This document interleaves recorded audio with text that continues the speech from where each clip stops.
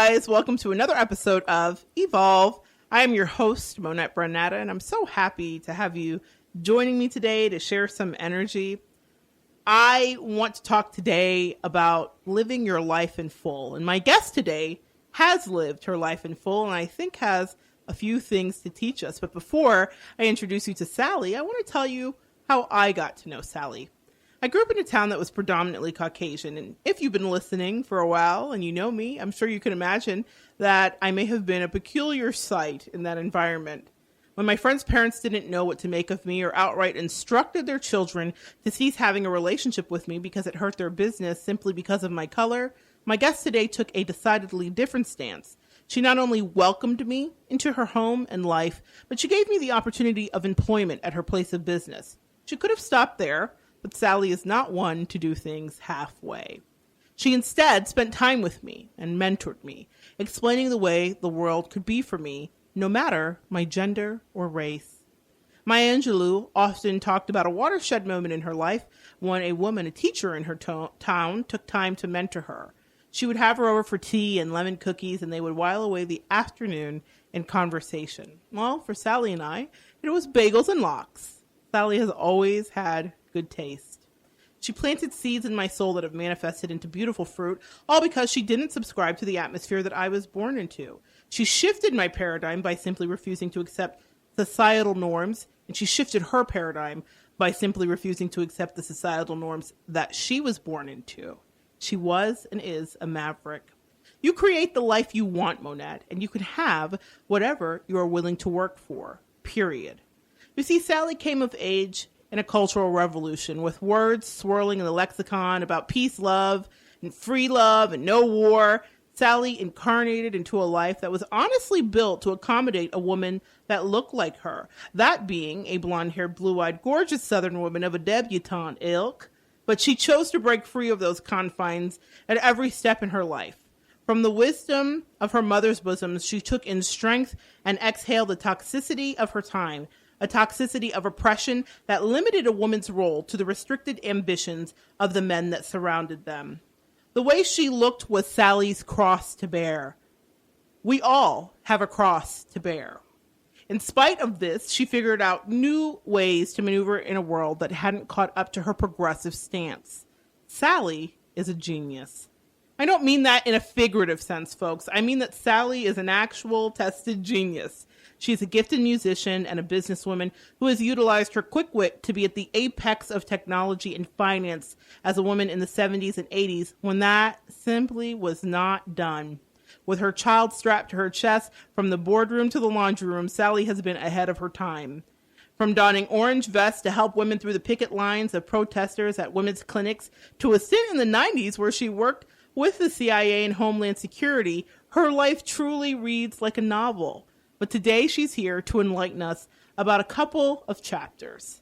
Sally has taught me that you dive into life and you figure out how to do it as you go. You do not say no when an opportunity presents itself. I am confident that before the show is over, Sally will have taught you something invaluable too. I'm so grateful to have you here today, Sally. Oh, good afternoon, Monette. How are you? I am feeling fine, feeling froggy, ready to go. Let's do it. All right. So to say that you grew up in very interesting times would be an understatement. I've given a bit of backdrop to the listeners, just a tiny drop here in the bucket about your life. But can you tell us a little bit more? Sure. I grew up during the Vietnam and Cold Wars. At school, we would practice duck and cover in the event of a nuclear war. Cuba actually had a nuclear missile pointed at us, so the threat was very real. Unlike today, the Vietnam War was televised live every night on the news. They even showed actual killings and bombings. Every day, even as a child, I could feel the tension in the air. All my brothers and all their friends were worried about the draft and that their number would be called. So there was always this fear that if they called their number, it was a death sentence. All three of my brothers were the right age for the draft. Those days of waiting for the numbers to be called on TV now reminds me of the Hunger Games, you know, when they pulled the name out of the bucket. Right. This was also the time of the Civil Rights Movement, the marches led by Martin Luther King, then eventually his assassination. President Kennedy and Jackie were our hope. His assassination was one that everybody remembers where they were when he was killed.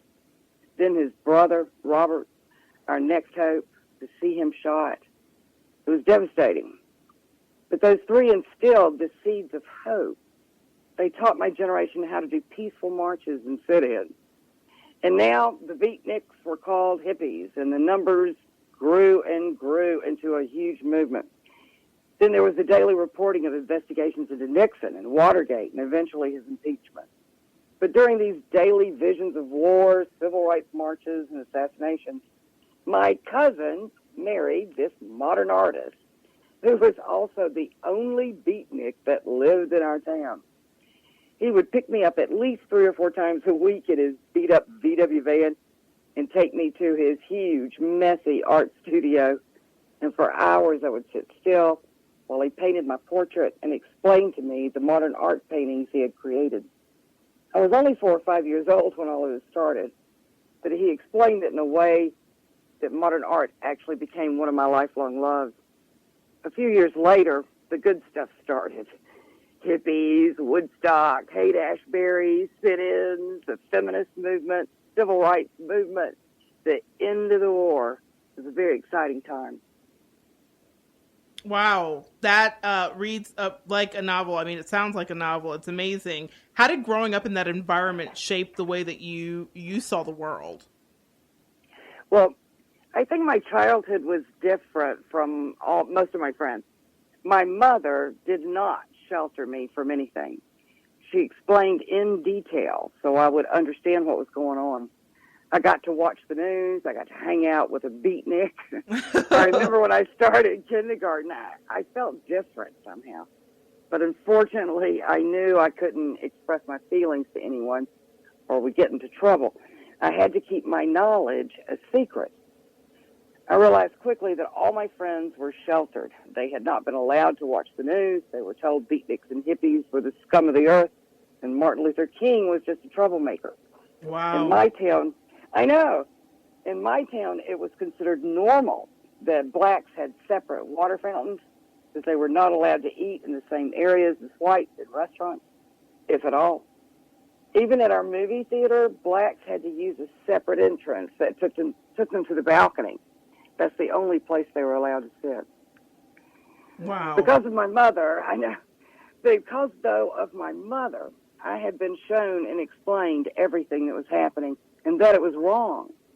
You see, my mother's best friend was black. She had to keep that a secret from the rest of the world, so even though she and Lena went on fun outings all the time, Lena still had to sit in the back seat while Mother drove. Mother also explained to me what was going on with the marches, the civil rights movement, all the gory details of the Vietnam War. But again, I knew that this knowledge had to be kept a secret, or she would be considered a bad mother, unfit parent. If you don't mind, can I tell you one of my mother's stories about how I was taught the awful treatment of women? Yes, please. This one day, I saw my mother crying. She told me that one of her best friends had been hanging curtains when a car pulled up. Several men jumped out in white coats, pulled her off the ladder. She ran, but was tackled and strapped into a straitjacket and taken off to the insane asylum in Milledgeville. That was the most horrible, nasty, largest asylum in our country. If you Google it, you'll just faint. Anyway, I asked why. And she told me that if a man got tired of his wife, and this is for any reason, he could be having an affair, he could just be tired, he could pay a doctor in town to sign off on her being crazy. And back then, it only took 2 signatures to commit someone. I was still only around 6 or 7 and didn't completely understand what had happened to her friend. I mean, I was just too young to understand. So one day, she announced we were going to a hospital to visit a friend. We drove the long way to Milledgeville and pulled into this big, long driveway. It had huge grounds. And there were men and women that didn't have on any clothes except those stupid hospital gowns, that are open in the back. Yeah, yes. Some were drooling, some were dirty, They had like wild eyes, and messy hair. My eyes were opened. I was in shock. I couldn't even breathe. We parked, and then we walked past more crazy people, more, crazy-looking people, and I literally almost threw up. When we walked inside, the walls were this ugly green color, and the paint was peeling.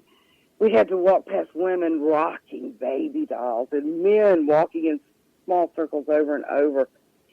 It was like a horror movie. I remember walking into this small, dirty room where Mother's friend was sitting on a small cot, just staring into space.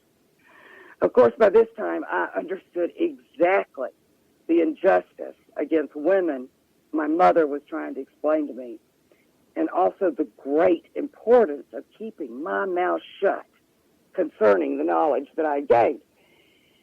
Opening your mouth about injustices was the most dangerous thing I could do for my mother.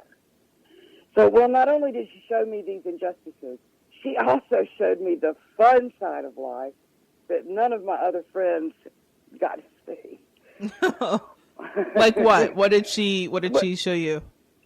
Well, okay. One day my father announced we were going to do a cross-country trip. It was fantastic. It was the most awesome trip. We went, to all these different states. And we ended up in San Francisco. Now, this was 1969. I was 13 years old, and it was the height of the hippie movement, and San Francisco was its heart. I remember we turned down this street called Haight, and it was on the corner of Ashbury. That's when I learned that Haight-Ashbury was actually two different streets. I didn't know that. So you were actually at the epicenter of Haight-Ashbury. I am.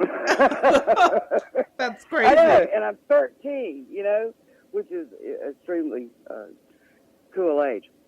So, anyway, Mother started begging, to get out of the car. She and I to get out of the car so we could, go shopping and look at the hippies and stuff like this. But my father, he was, part of the majority. He thought hippies and beatniks or whatever were the scum of the earth and dangerous. So he yelled for us to roll up all our windows, lock the doors, and he went as fast as he could out of there to the hotel. We were in the hotel, and after about an hour, my mother announced to my father that she needed some things from the drugstore and that she was going to take me. So, he told us to be very careful, and he talked through the keys. Well, when we got in the car, she winked at me and announced that we were going to visit one of her girlfriend's sons that was an artist. She drove us straight into the Haight-Ashbury district and parked the car. Nicely done, Mom. I know. She was awesome. We walked up some stairs and entered this loft, and there were hippies smoking pot in one room. I didn't even know what pot was at the time. That's where I learned it. And musicians playing folk music at another.